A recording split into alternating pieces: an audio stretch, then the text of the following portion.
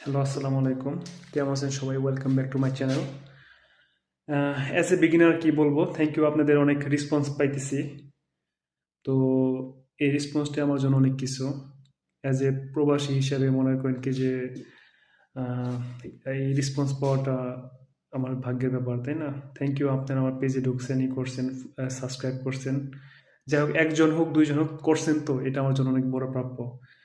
আর কি বলবো, আমার আমার চ্যানেল মূলত মনে করেন যে পজিটিভ দিক নিয়ে কথাবার্তা বলার জন্য, অ্যাবাউট পলিটিক্স। বাট যখনই নিউজে ঢুকি, সবসময় খারাপ নিউজ দেখি। ভালো নিউজ খুঁজে পাইতেছি না যে আপনাদের সাথে শেয়ার করবো।